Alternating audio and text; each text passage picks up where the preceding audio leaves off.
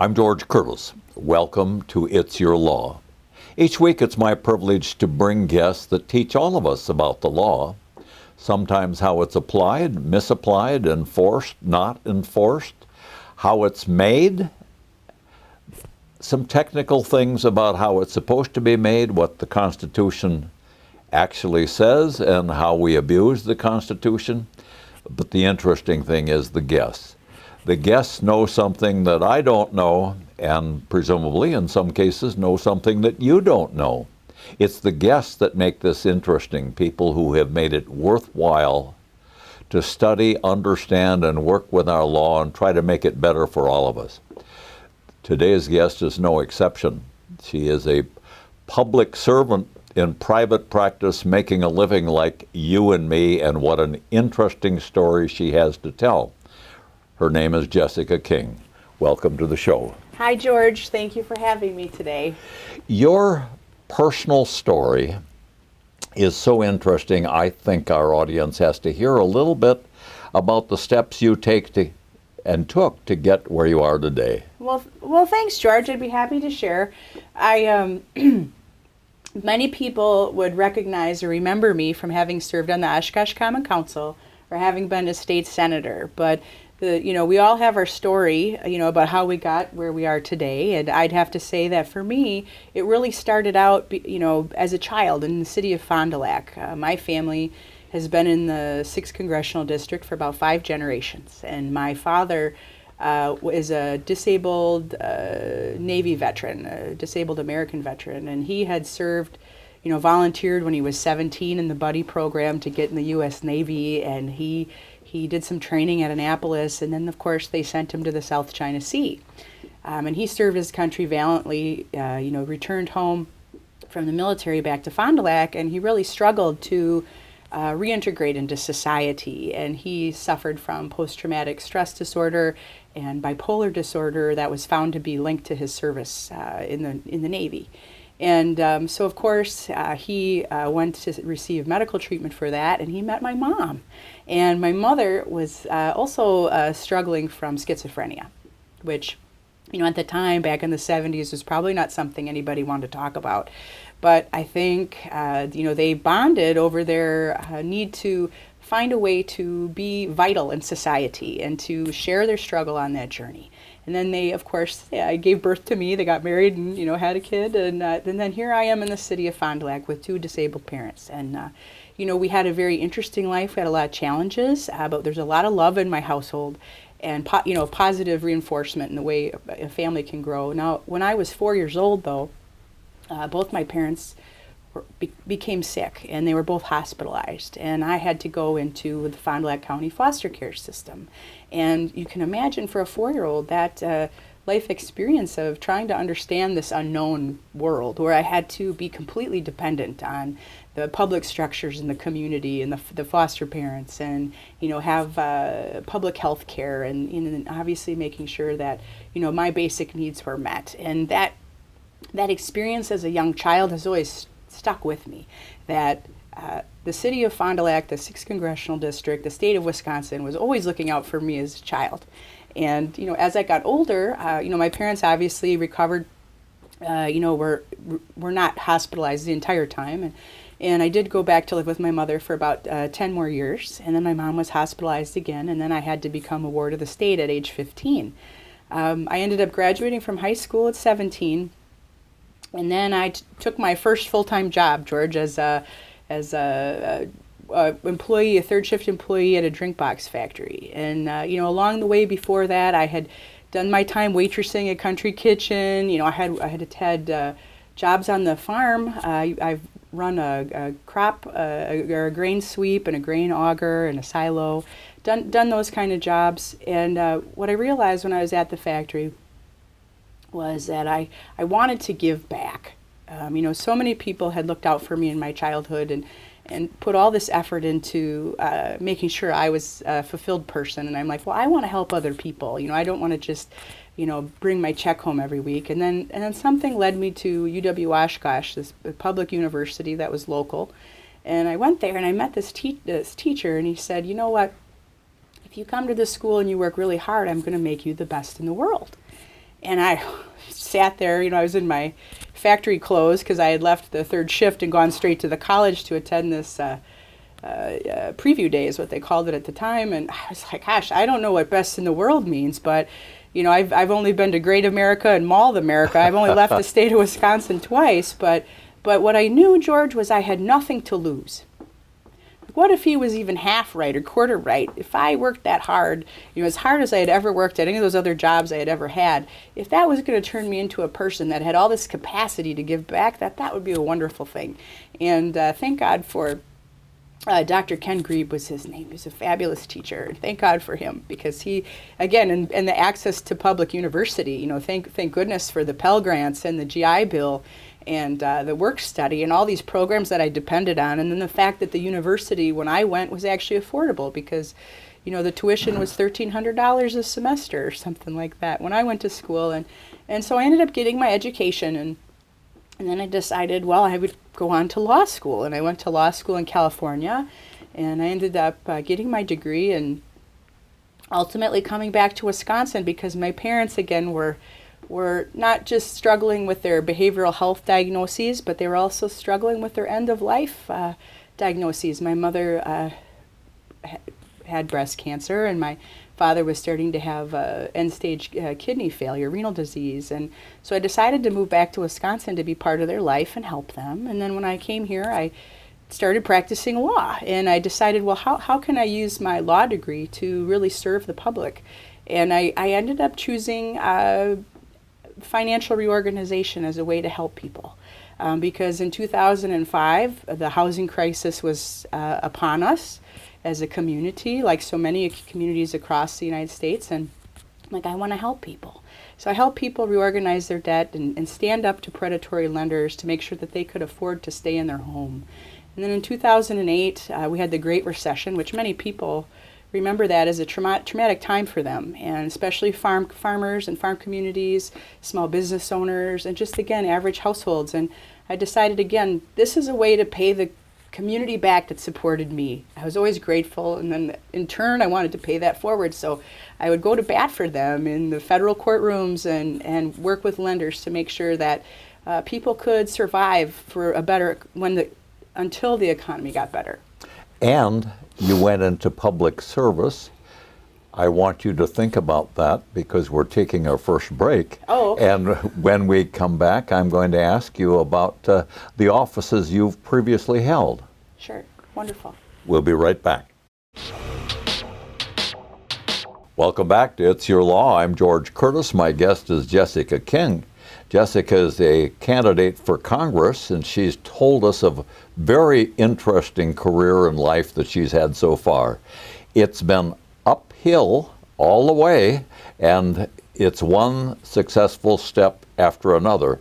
As a matter of fact, I want to ask you about another step that you haven't told our audience about. You've been in public service. You've held office. Oh, yes, George. Thanks for bringing that up. And again, this is part of my gratitude, part of pay it forward. But I did serve 2 terms on the Oshkosh Common Council, which is a representative capacity citywide, representing the interests of 64,000 people for 2 terms. And I was happy to do that. And there's a lot of good accomplishments that come from that. And then I did also serve in the Wisconsin legislature as a state senator representing the communities of Winnebago, Fond du Lac, and Dodge counties. And now you're running for Congress. Many people don't know about the House of Representatives and what it should be doing and what it is doing, and what we can expect of a congressman, woman who represents us. Yeah, I think it's so important to, from my point of view, understanding how things could be. And the House of Representatives, our federal Congress, is a place where people should go to solve problems that affect all of us universally. And I really think it's important to say we want someone that will take positive, constructive action to make life better in our local communities and in our state and in the nation as a whole. And some of the issues I really want to focus on and be a true advocate for, and again, this comes from my legal background of for the last 7 years, George, I've been representing patients and hospitals against health insurance companies to get wrongfully denied medical claims paid. And I can continue to do that and be successful in helping one person at a time. But but it always comes to question, do I want to keep playing whack-a-mole or do I want to change the system? And that's exactly what the House of Representatives is supposed to do. Create the laws to reestablish balance in our society and make community better and stronger for everyone. And so, you take a couple issues. Look at our health care. It's very clear to me that average people in our community, they can't afford health care. They can't access it. And that really makes it more difficult and challenging for them to participate in the economy. And then you have access to medications is another issue, affordable medications. So many people aren't taking medications as prescribed or are rationing their medications because they can't afford them. And then what happens is then they're not, their complete healthy self, if that's the case. And the thing is, there's proposals sitting in Congress that should be advanced and move forward, whether it's talking about affordable prescription drugs and saying maybe we should be negotiating those prices. Because you know what? The United States, we're the third largest in population country in the world.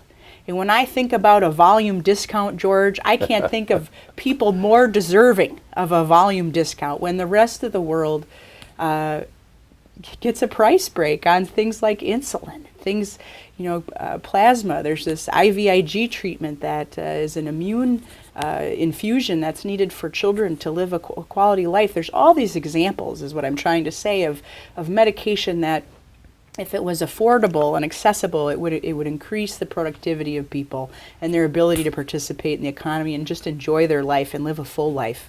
And when you find out that the United States, even though we are the third largest country in the world and where the primary research for pharmaceuticals occurs, we're realizing we're overpaying. We're overpaying, and someone has to step in and say, why is it that we can't negotiate a more fair price?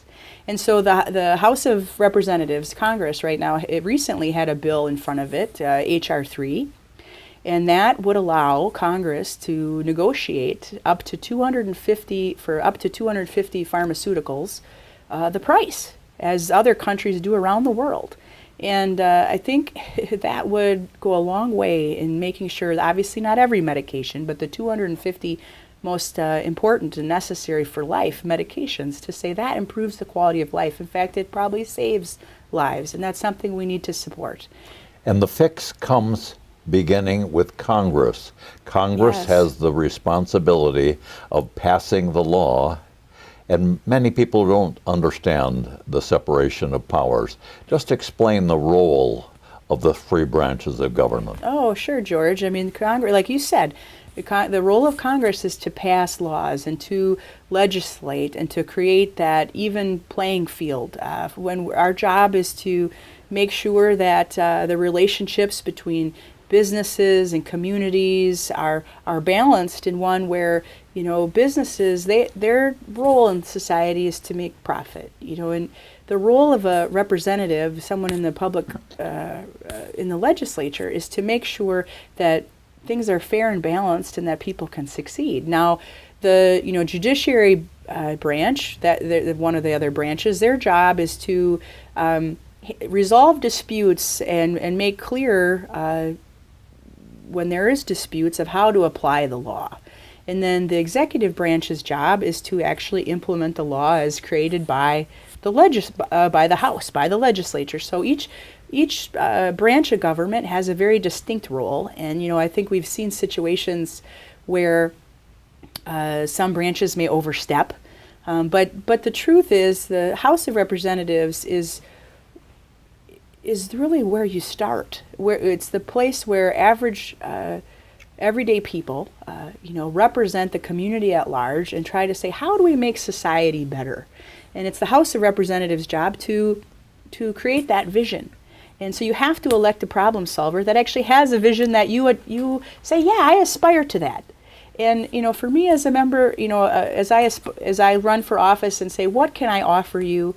It's that lived experience of my life to say, when you invest in your local people and you make sure their basic needs are met, that's all you have to do. And then they'll just take off and be, use all that energy and vitality to make the community better. And that's what we need to help.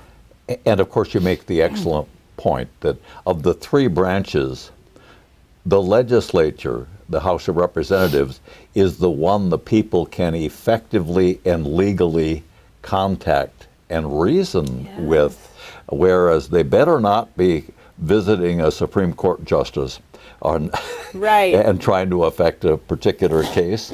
And of course, the president, the executive branch, is supposed to execute the law that was passed by the legislature.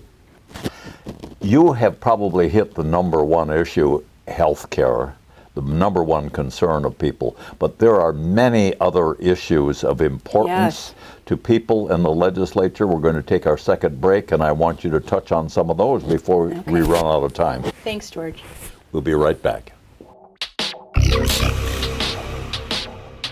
Welcome back to It's Your Law. Jessica King is my guest, and Jessica King is a candidate for Congress, and she's really committed. She has something to offer. She wants to pay back. She's discussed one of the issues that's a primary issue for many people, and that's health care and the cost of health care and the availability of health care. But that's not the only issue by far. What are some of the other big ones?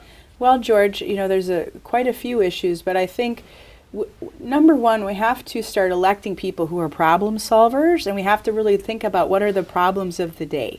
And this is what I tell people when I go out and knock on doors or just have these conversations. The first step of getting different law and sending somebody to the House of Representation to make a law that works for you is to have these conversations with an elected person and find out what they think. If for everybody that's out there watching your show and says, you know what, I can't make ends meet. I don't make enough money. I have more money going out than I have coming in, and I'm struggling. The Federal Reserve has said that the average household, the average family right now can't afford an unexpected $400 expense, and that they would have to sell an asset or borrow money in order to get over that situation.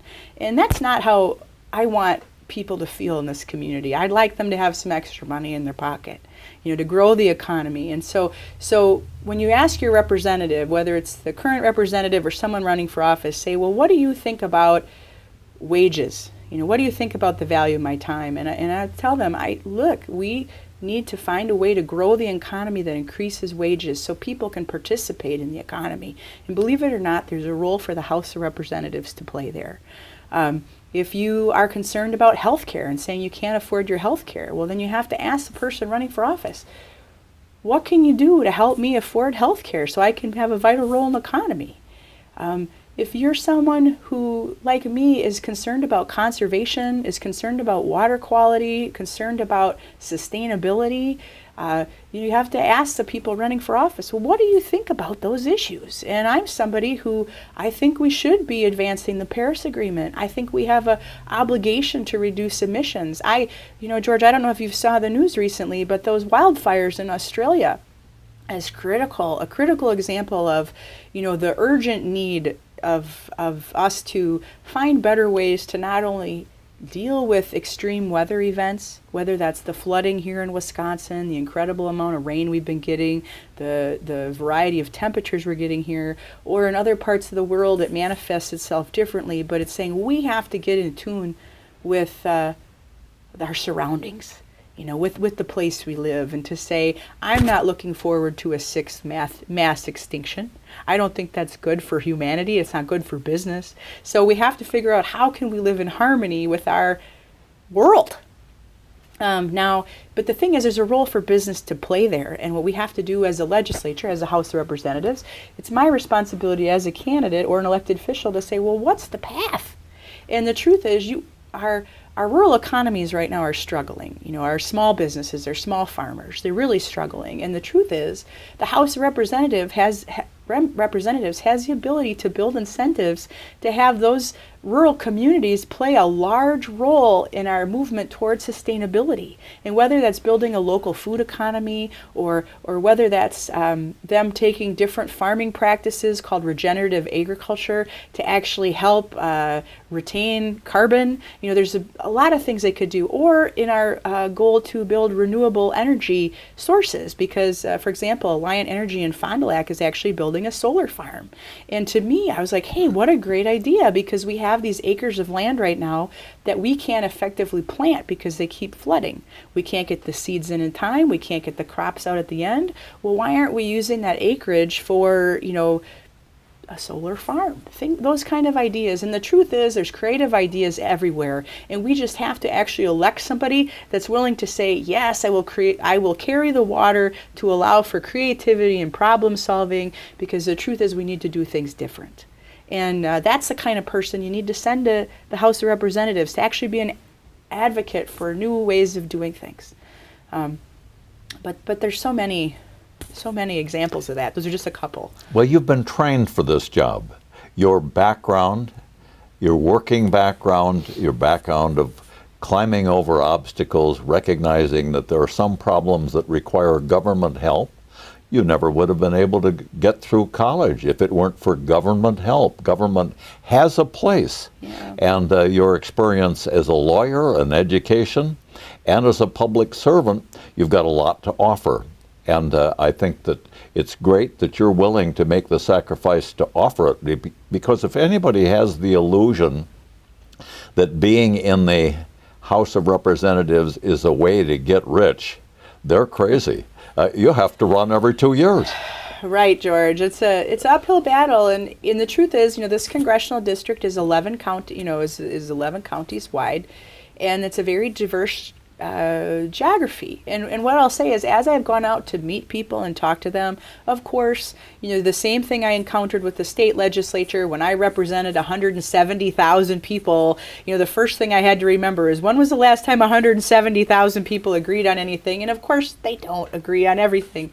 But what you try to do is think about the steps you can take that benefit as many people as possible to improve the quality of life here. And that, I really want to get back to that. And I really think elected people need to understand that's the responsibility, is to put an extra log on the fire for the next generation, to make things better than how you found them.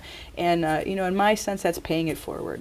And a point you made to me off the record that I think is worth repeating is, you're not anti-business. Business is in the business of making a profit for its owners and stockholders, but you're in the action to make sure that these businesses do no harm. That's right, George. I mean, I think all of us understand that. We all, understand in this reality that our public servants, we're not supposed to be influenced by I'll just say it, by this notion of getting reelected, or by having to raise all this money, and then you have to make these promises, that may not be actually in the best interest of your overall community. And we have to get away from that. The campaign finance reform is such a big issue, because I think if people understood that undue pressure comes in when you have people saying, well, if you don't vote my way, I'm going to spend millions of dollars against you, and to say, well, actually, I'm here to do what's right. And I've done it before.